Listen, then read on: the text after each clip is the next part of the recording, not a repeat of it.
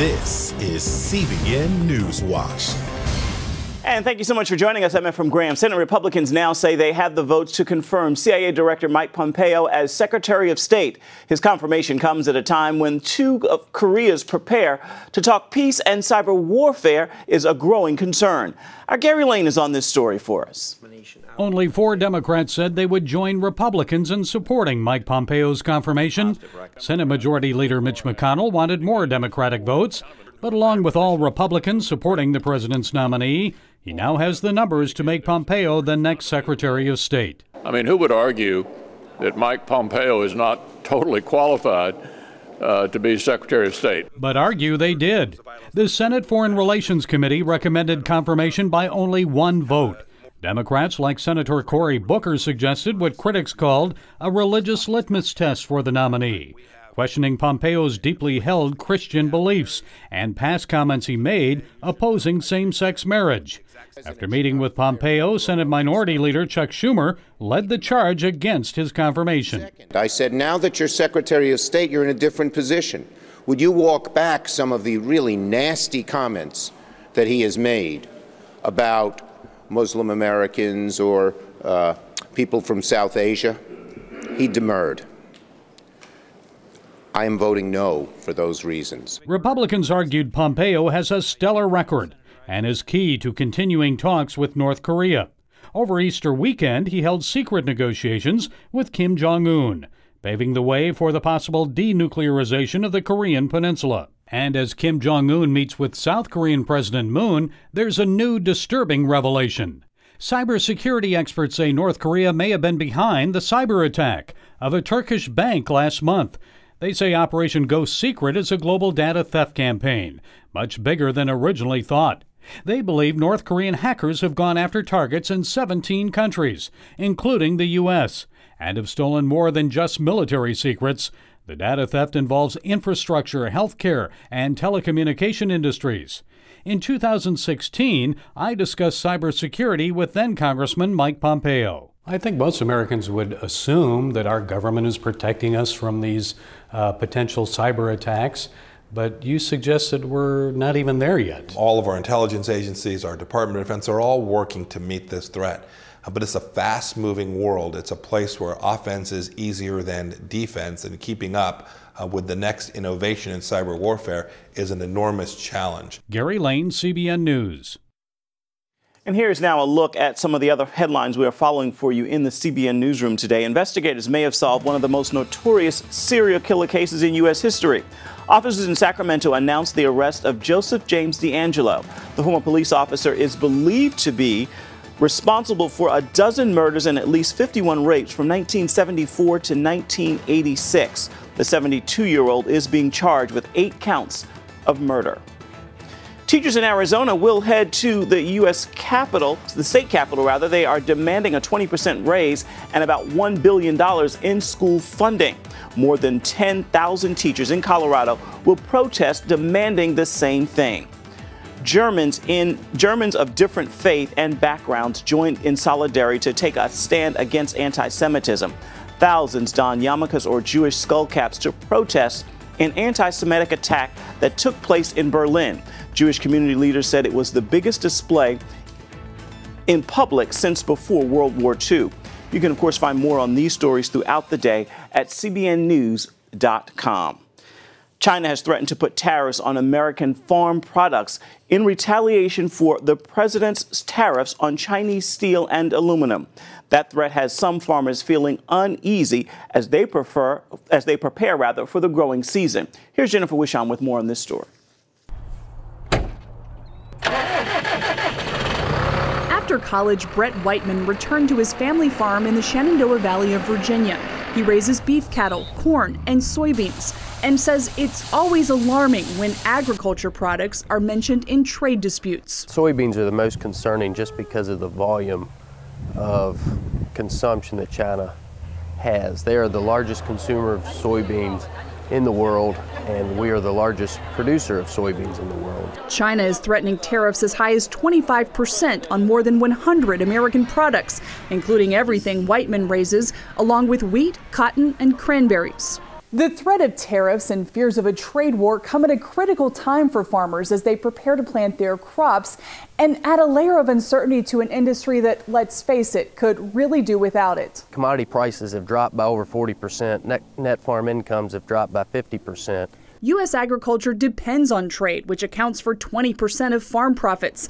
Of the $140 billion in agriculture exports last year, China was America's biggest customer.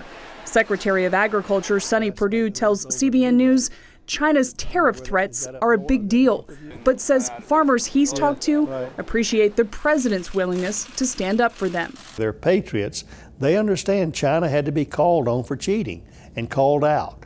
They understand they're vulnerable, but they also believe the president's going to take care of them. President Trump has authorized Perdue to use all the powers at his disposal to come up with a package to help farmers if China's threats affect their bottom lines. We're working on a package, and there are authorities here within the Secretary of USDA in order to utilize programs and funds that would support farmers if they are harmed and damaged by trade disputes. Beijing already signaled it's willing to deal when officials reduced tariffs on imported cars and improved protections of intellectual property. Secretary Perdue is hopeful his aid package will never have to be opened. They'd much rather have a fair price for a good crop than any type of government payments. Whiteman also sells crop insurance to farmers in Virginia, West Virginia, and Maryland. And among them, he says, there's one unifying principle. We are in favor of free trade. The American producer is incredibly good at producing corn and soybeans. And if there's demand out there, we typically meet and exceed it almost to our own demise.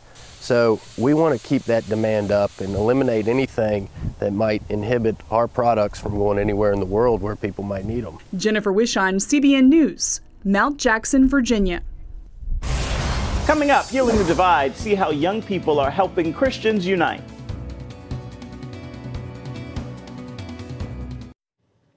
The nation's first museum dedicated solely to the remembrance of racial inequality opens today. The National Memorial for Peace and Justice opens in Montgomery, Alabama. The museum and combined memorial remembers the 4,400 victims of terror lynchings of African Americans. The museum spreads across 6 acres, showcasing 800 Cortine steel monuments, one for each county in the United States where racial terror lynching took place. Today, the political landscape is bitterly divided, but one group of young people is working together to bring believers from both sides of the aisle together. Our Amber Strong is in Atlanta with this story. I want to get into it, man, you know. It might not be unusual to see a Republican and a Democrat face off in front of microphones. You're listening to the Church Politics Podcast. But in this case, Republican James Lankford and Democrat Chris Coons sat down to discuss their Christian faith. And the man behind the conversation? Being a biblical Christian can be a lonely place. 37-year-old Justin Giboney. Giboney, along with former White House staffer Michael Ware, host a podcast called Church Politics, where they're tackling tough Christian issues and allowing politicians, no matter their party, a chance to share their faith. The former Democratic delegate says he's seen the downside of sharing biblical convictions. I've been in politics for almost a decade. And so when I say that, I mean running campaigns, doing campaign consulting. In 2016, Giboney ran on a biblical platform promoting his pro-life and Christian beliefs. The Democratic Party cannot afford to be a party that disregards, disrespects, or ignores its faith-based community. That led to attacks from members of his own party, who even tried to have him removed from the Georgia delegation. I came to a point, in urban politics when I was thinking, I enjoy doing this, but I'm getting pushed further and further to the left on every issue. And he's not alone. In this divided society, members of both parties feel pushed to the edges and away from the middle. And it doesn't appear to be the wish of voters. According to this recent NBC Gen Forward poll, 71% of millennials feel both parties do a poor job of representing the American people and want a third party. There are a lot of Christians who are saying, I want to be engaged in politics, but I don't want to go all the way to the left or all the way to the right. While Giboney didn't get love from some Democrats, he also felt excluded from conservative circles, thanks to 2 words: social justice. And you can see why with a quick look at YouTube. social justice warrior owned. I'm glad I'm not a social justice warrior. The cult of social justice warriors, and so on. That word has been defiled, right? Social justice in some circles has been defiled to justify anything people want to do. Movements from outright socialism to censorship wrap themselves in a social justice blanket.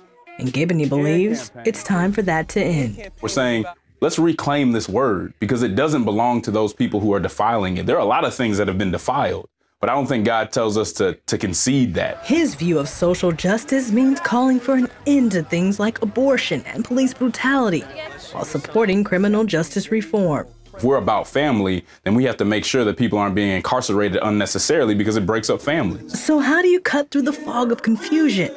By bringing leaders of both sides together, which Giboney did to launch the AND campaign. I would agree with them biblically and theologically, but my humanity as an African American was not uplifted. Giboney started the movement to help Christians realize the answer doesn't only lie within party lines. While some millennials shy away from the idea of religion and politics, the team at the AND campaign say they're determined to take their message from the church pews to the streets of Washington. I'm excited about what they're seeking to do because they're seeking to bridge the gap between righteousness and justice, between biblical values and social equity. And those two have divided the Christian community for far too long, as though God rides the backs of donkeys or elephants. Evangelist Tony Evans believes millennials have the opportunity to bridge the gap. We can have a generation that brings those together and gives a full understanding of God and not a partial understanding of God. Then we can get the holistic nature of God operating in our midst. We want to make sure that Christians are kind of transcending the partisanship we see today. Be courageous. Thank you. So Giboney will remain focused by spurring the conversation and providing platforms where believers, left and right, get a seat at the table. Amber Strong, CBN News in Atlanta, Georgia. Still ahead, we are heading to Studio 5 and sitting down with American Idol alum Danny Gokey.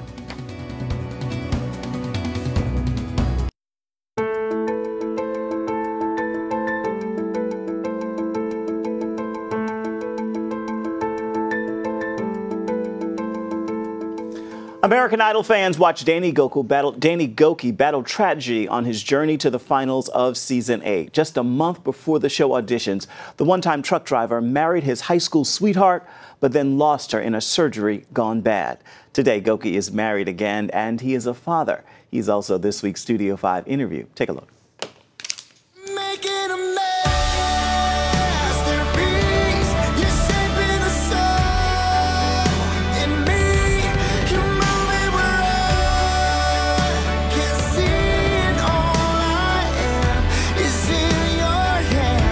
And Danny Gokey is here now. Let's begin with the album Rise. What did you hope people would take away from the project? The Rise album, I hope they take away that, that it's, in the midst of your darkest moment, that's usually when God is calling. If you hear his voice, he's whispering, saying, rise. I mean, the song that inspired this album was the song Rise. And I wrote it from Isaiah 60, verses 1 through 4. And if people can get a chance, read those scripture verses. And the Lord began to speak, rise, shine, for your light has come. For the glory of the Lord, deep darkness will cover the earth, but the glory of the Lord will be seen upon you. And I believe that's a message for the church. If we lean in, God is saying that situation, he has the answer for. Whatever feels hopeless, he's able to bring the most hope out of it. And so that's what I'm looking for, redemption, but also entertainment. You mix those messages with entertainment, you mix those messages with just funk and soul, and it's a really well-balanced album. What's your favorite song on the project? One of my favorites, I did a duet on the album, which was with Jordan Sparks. She's a former Idol winner. We did a song called Chasing. It's one of my favorites, so broken down, beautiful vocals. Another song that's real funky and soulful is Symptoms. It's a song I wrote for my wife. It's just a love song. Rise, which the title track is, obviously a song. If you ain't in it, funky. I mean, come on, masterpiece. Ephesians 2:10, another song based on scripture. That is my favorite song, all of them. We began this segment looking at your music video for the song Masterpiece. I understand there's a funny story behind it, something involving shoes? So this is not, man. So I went out and bought a nice pair of shoes for this music video. We get to the location and the guy's like, all right, we gotta climb that mountain right there. I'm like, excuse me? We can't climb that. That mountain seemed like it was just a flat wall. And so I ended up I had to climb up this mountain. We're pulling branches to get up there. Well, the whole day, all we did was hike and climb mountains, and my $200 shoes that I got from Aldo are now no longer useful anymore, and I really, really like them, and so I have to retire them. In your career thus far, you've been very open about your struggle with depression. Why is that? Yeah, so depression is this thing that it seems like it's an epidemic because you hear a lot about it, but depression really is, it's your choice. You can choose to be depressed, and that might sound insensitive, and and there probably is chemical imbalances. I'm not a doctor, so when I speak to it, I'm speaking to those people who really have made the choice to come in agreement with the lies. The lies that it won't get better, the lie that your best days are behind you. And I think a lot of us can get to that place. We can take the bait of the enemy, and it can sink us into a dark place. But what does the scripture say? And it really is. If you allow the word of God to renew your mind, it'll make you new, even though your circumstances are old, and it'll give you a new perspective. And that's why I talk about it. I'm open about it. Because for so long we can have an excuse of, well, this is just how I am.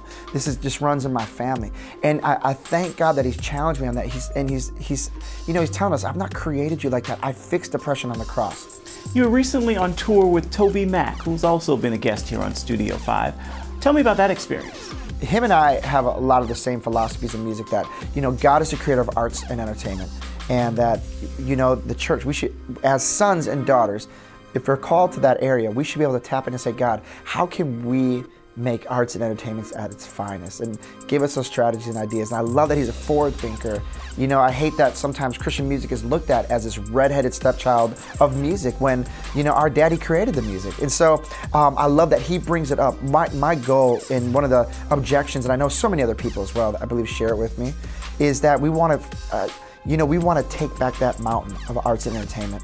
And we want to be the best in it. And obviously, even if people don't know Jesus and they're doing arts and entertainment, these are gifts that God has given without repentance. I do rejoice in how amazing some of these people are, these performers, even though it might not be done for God. But I just think as a church, we need to take it up to another level. Now, before I let you go, I am a big fan of eyeglasses, have a huge collection myself, although I'm not wearing any right now, and I know that you did as well at one point. Do you still have a large collection?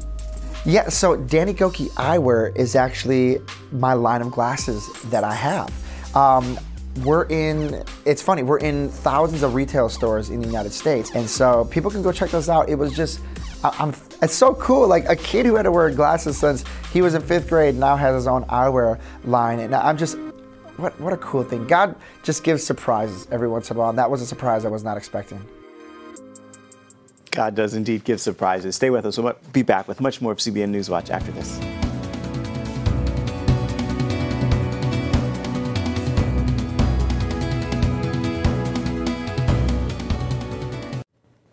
When God freed a pastor living in Eastern Europe from addiction, he had no idea he would one day help hundreds of others dealing with the same struggle. Miranda Lee is in Serbia with the story as she embarks on the world race, an 11-month trip to 11 countries. This month, my team is in Novi Sad, Serbia, working with a local Protestant church. Now, just 10 years ago, this church actually founded the first drug rehab center in the entire nation. I was healed from addiction. After one prayer, I was free. Pastor Dusan Berajic, or Bera, is one of the founders of Rainbow Rehabilitation Center for Addicts. It's a place that helps men overcome addiction free of charge. Bera says Serbia experienced a huge spike in drug addiction after its many years of war. For a reason was post-traumatic syndrome. Heroin is here really cheap because we are a transit country for heroin from Asia to Europe. Miloš Dosic and his wife Helena are both former addicts. I was searching for some way out of that kind of life, and that's how I found this place. In Serbia, at that time, this was something totally new. Miloš graduated from the program almost 10 years ago. Now he helps lead worship at the church. Would you say that your life is a miracle? Of course. That is something what miracle really is. As of this year, the program accepts 30 men at a time, and so far, over 300 have graduated. In Novi Sad, Miranda Lee, CBN News. It is time now for your Thursday Thankful, and today's thought of gratitude isn't hard, it isn't deep, it isn't difficult or hard to understand. It's simply two words: thank you. So remember this: in all things, give thanks. If you don't understand it, say thanks. If you don't like it, say thanks. If you were hurt by it, say thanks. God will always appreciate a heart of gratitude. Remember, you can find more of our exclusive coverage of the issues you care most about always at cbnnews.com. And we'd love to hear what you think about the stories you've seen here today. You can do that by emailing newswatch@cbn.com. And of course, you can always reach out and touch us on Facebook, Twitter, and Instagram. We would love to hear from you. Hope you join us again right here next time. Remember, the news continues 24/7 at cbnnews.com. Thank you so much for watching. Make this a thankful Thursday. We'll see you back here again tomorrow. Goodbye, everybody, and God bless.